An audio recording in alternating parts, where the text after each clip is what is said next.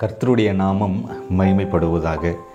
ரகசிய வருகையை பற்றி நாம் தொடர்ந்து படித்து கொண்டே வருகிறோம். அந்த வரிசையில் இன்னும் ஒரு வசனத்தை கூட நம்ம பார்க்க போகிறோம். அந்த வசனம் எப்படி தவறான விதத்தில் புரிந்து கொள்ளப்படுகிறது, ஆனால் அந்த வசனம் சொல்லுகின்ற சரியான கருத்துக்கள் என்ன அப்படிங்கிறத இந்த ஒரு பாடத்தில் நம்ம கற்றுக்கொள்ள போகிறோம். 2 பேதுரு 3ஆம் அதிகாரம் வசனம் 10 நான் வாசிக்கிறேன். கர்த்தருடைய நாள் இரவிலே திருடன் வருகிற விதமாய் வரும்.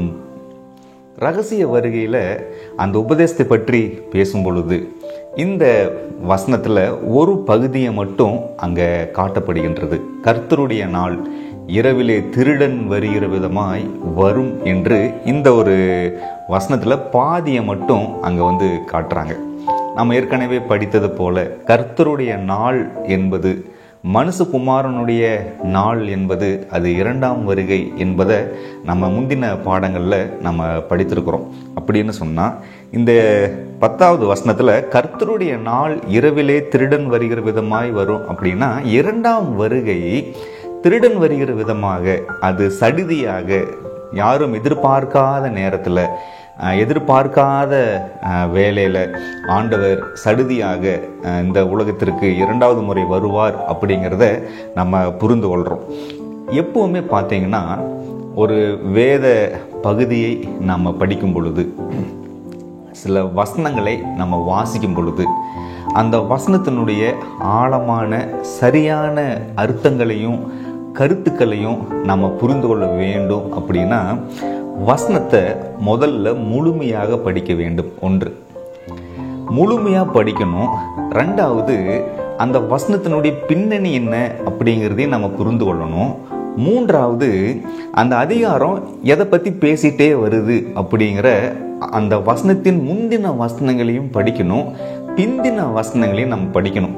அப்படி முழுமையாக படித்தால்தான் அந்த வசனத்தினுடைய உண்மையான அந்த கருத்துக்கள் என்ன, எந்த நோக்கத்தில், எந்த மாதிரியான விஷயங்களை அந்த வசனம் பேசுது, அந்த புத்தகத்தை எழுதின அந்த வேத எழுத்தாளர் எந்த கண்ணோட்டத்தில் எழுதினாரு அப்படிங்கிறத நம்ம புரிந்து கொள்ள முடியும் அப்படிங்கிறத இங்கே நம்ம பார்க்குறோம். அப்போ கர்த்தருடைய நாள் இரவில் திருடன் வருகிற விதமாய் வரும் அப்படின்னா அந்த வசனத்தை முழுசாக படிப்போமே, அந்த மீதியும் நம்ம பார்க்கலாம் வாங்க. அப்பொழுது வானங்கள் மடமட என்று அகன்று போம், பூதங்கள் வெந்து உருகிப்போம், பூமியும் அதிலுள்ள கிரியைகளும் எரிந்து அழிந்து போகும். நல்லா கவனிங்க, ரகசிய வருகையில் அழிவு இருக்காதுன்னு சொல்றாங்க. தேவனுடைய பிள்ளைகள் எல்லாம் எடுத்துக்கொண்டதுக்கு அப்புறம்தான் 3 வருஷம் இந்த உலகத்தில் பெரிய ஒரு துன்பங்கள் இருக்கும், உபத்திரவங்கள் இருக்கும் அப்படின்னு சொல்றாங்க. ரைட்டா? ஆனால் பாருங்க, இந்த கர்த்தருடைய நாள் வர்றப்ப என்ன நடக்குது அப்படின்னா வானங்கள் மடமட என்று அகன்று போகுது. பூதங்கள்னா இந்த பூமியினுடைய எல்லா கிரியைகளும், இந்த பூமி முழுவதும் வெந்து உருகி போகும், பூமியும் அதில் உள்ள கிரியைகளும் எரிந்து அழிந்து போகும். அப்ப 10வது வசனம் ரகசிய வருகையை பற்றி பேசுதா அப்படின்னா இல்லை, அது 2ஆம் வருகையை பற்றி பேசுகின்றது. இது இன்னும் தெளிவாக புரிந்து கொள்வதற்கு 9வது வசனத்தை வாசிப்போமே. தாமதிக்கிறார் என்று சிலர் எண்ணுகிறபடி கர்த்தர் தமது வாக்குத்தத்தத்தை குறித்து தாமதமாயிராமல் ஒருவரும் கெட்டு போகாமல் எல்லாரும் மனம் திரும்ப வேண்டும் என்று விரும்பி நம்மேல் நீடிய பொறுமையுள்ளவராயிருக்கிறார். ஆண்டவர் சீக்கிரம் வரேன்னு சொன்ன அந்த வாக்கு தத்துவம் தாமதமாயிட்டு இருக்குன்னு சொல்லி யாரும் நினைக்காதீங்க. ஆண்டவர் ஏன் தாமதம் பண்றார் அப்படின்னா எல்லாரும் மனம் திரும்ப வேண்டும் என்று சொல்லி ஆண்டவர் காத்து கொண்டிருக்கிறார். அவர் 2வது முறை சீக்கிரமா வரணும்னு ஆசைப்படுறாரு. ஆனால் அவருடைய பிள்ளைகள் ஆயத்தம் இல்லாமல் இருக்கிறதுனால சீக்கிரமாக மனம் திரும்பி ஆயத்தப்பட வேண்டும் என்பதற்காக ஆண்டவர் காத்து கொண்டிருக்கிறார். ஏன் அப்படின்னா ஆண்டவர் வந்துட்டாருன்னா இந்த உலகம் அழிஞ்சு போயிடும், யாரும் மனம் திரும்ப முடியாது. மனம் திரும்பாத நபர்களுடைய முடிவு அவன் ரட்சிப்பை இழந்து விடுவான். அப்ப நல்லா புரிந்து கொள்ளுங்க, இது எதை பத்தி பேசுது? அது இரண்டாம் வருகையை பற்றி பேசுகிறது. அது ரகசிய வருகையை பற்றி பேசவில்லை. இன்னும் உங்களுக்கு தெளிவாக நீங்கள் புரிந்துள்ள வேண்டும் அப்படின்னா வசனம் 3-4 நான் வாசிக்கிறேன் பாருங்க. முதலாவது நீங்கள் அறிய வேண்டியது என்னவெனில், கடைசி நாட்களில் பரியாசக்காரர் வந்து தங்கள் சுய இச்சைகளின்படியே நடந்து அவர் வருவார் என்று சொல்லுகிற வாக்குத்தத்தம் எங்கே? பிதாக்கள் நித்திரை அடைந்த பின்பு சகலமும் சிருஷ்டிப்பின் தோற்றம் முதல் இருந்த விதமாய் இருக்கிறதே என்று சொல்லுவார்கள். அப்ப கடைசி நாட்கள் என்ன நடக்கும் அப்படின்னா, பரியாசக்காரர்கள் எழும்பி இயேசு கிறிஸ்து வருவாருன்னு சொல்றீங்களே, இன்னும் வரலையே, ஆதியிலிருந்து இப்போ வரைக்கும் அப்படியே தான் இருக்குது இந்த உலகம் அப்படின்னு சொல்லி அவர்கள் பரியாசம் பண்ணுவார்கள், கேலி செய்வார்கள். அப்படிங்கிறத நம்ம புரிந்து கொள்ள வேண்டியது அவசியம். சரிங்களா? வசனம் 7 பாருங்களேன்.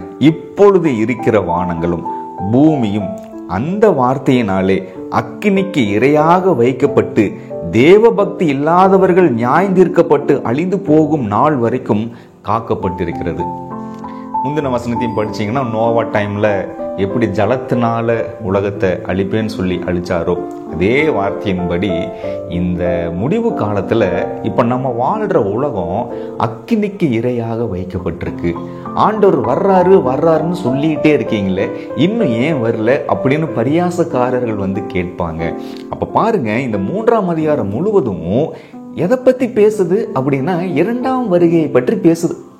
அது ஒருபோதும் ரகசிய வருகையை பற்றி அது பேசவில்லை என்று இங்க நம்ம பார்க்கிறோம். ஆண்டவர் ஏன் வெயிட் பண்றாரு? எல்லாரும் மனம் திரும்பணுன்ற ஒரு நோக்கத்துக்காக அவர் காத்து கொண்டிருக்கிறார். அதுக்கும் ஒரு எல்லை உண்டு. அந்த நேரம் வரும் பொழுது நிச்சயமாக ஆண்டவர் 2வது முறை இந்த உலகத்திற்கு நம்மை கூட்டி செல்ல வருவார் அப்படிங்கிறத நம்ம பார்க்கிறோம். அப்ப கர்த்தருடைய நாள் இரவில் திருடன் வருகிற விதமாய் வரும் அப்படிங்கிறது ரகசிய வருகை இல்லை, அது இரண்டாம் வருகை என்று இங்க நம்ம வந்து பார்க்கிறோம். வசனம் 12 கூட வாசிப்போமே. தேவனுடைய நாள் சீக்கிரமாய் வரும்படிக்கு மிகுந்த ஆவலோடு காத்திருங்கள். எதுக்கு ஆவலோடு காத்திருக்கணுமா? ரகசிய வருகைக்காக அல்ல. ஏன்னா அப்படி ஒன்று கிடையாது. ஆண்டவர் வரப்போவதும் கிடையாது. அப்படி ஒரு சம்பவம் நடைபெற போவதும் கிடையாது. உறுதியான ஒரே ஒரு தீர்க்க தரிசனம் எது நிறைவேறும் அப்படின்னா, செகண்ட் கம்மிங் ஆஃப் ஜீசஸ், இரண்டாம் வருகையில இயேசு கிறிஸ்து வருவது மட்டும்தான் அது தீர்க்கமான ஒரு தீர்க்க தரிசனம். அதுதான் நடைபெற போகுது, அதுதான் நிறைவேற போகுது. அப்படிப்பட்ட மகா மேன்மையான பாக்கியமான இயேசுவனுடைய இரண்டாம் வருகை வர வேண்டும் என்று சொல்லி நீங்கள் ஆவலோடு காத்திருங்க அப்படின்னு வசனம் சொல்லுது. அந்த நாளில், எந்த நாளில்? இரண்டாம் வருகை ஆண்டவர் வரும் பொழுது வானங்கள் வெந்து அழிந்து பூதங்கள் எரிந்து போகும். வசனம் 10, 12 இதெல்லாம் நீங்க படிக்கும் பொழுது, அதற்கு முந்தின வசனங்கள் எல்லாம் படிச்சுட்டு வரும் பொழுது, அது எந்த சந்தேகத்திற்கும் இடமின்றி, எந்த கேள்விகளுக்கும் இடமின்றி தெளிவாக வசனங்கள் சொல்லுகிறது, ரகசிய வருகை இல்லை, இரண்டாம் வருகை மட்டுமே இனி நடக்கக்கூடிய ஒரு தீர்க்க தரிசனமாக காணப்படுகிறது. அதனால நம்ம சாத்தானுடைய இந்த பொய்யான தவறான உபதேசங்களில் நம்ம சிக்கிக்கொண்டு நம்முடைய ரட்சிப்பை இழந்து விடாதபடிக்கு உண்மையாகவே இரண்டாம் வருகைக்கென்று நாம் ஆயத்தம் அடைகின்ற பிள்ளைகளாக காணப்பட வேண்டும். என் தவறான குணங்கள் என்னென்ன இருக்குது, என் வாழ்க்கையில் என்னெல்லாம் பாவங்கள் இருக்குது, அந்த பாவங்களை நான் என்னுடைய வாழ்க்கையை விட்டு நீக்கி தேவனுடைய குணங்களை என் வாழ்க்கையில் நான் பெற்றுக்கொள்ளவும், அந்த குணத்தை வெளிப்படுத்தி வாழ வேண்டிய ஒரு வாழ்க்கையை தான் நான் வாழ வேண்டும். அதுதான் பிரதானமான ஒரு காரியமாக இருக்கின்றது. சரிங்களா?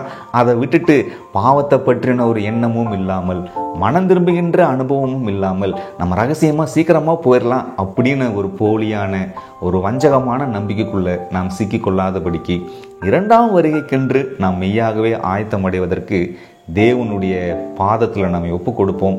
அப்படிப்பட்ட அந்த மெய்யான மனம் திரும்புதலை பெற்றுக்கொள்ளவும், இரண்டாம் வருகைக்கென்று ஆயத்தம் அடையவும் தேவன் நமக்கு கிருபை செய்வாராக. தேவன் நம்மை ஆசீர்வதித்து வழி நடத்துவாராக. ஆமீன்.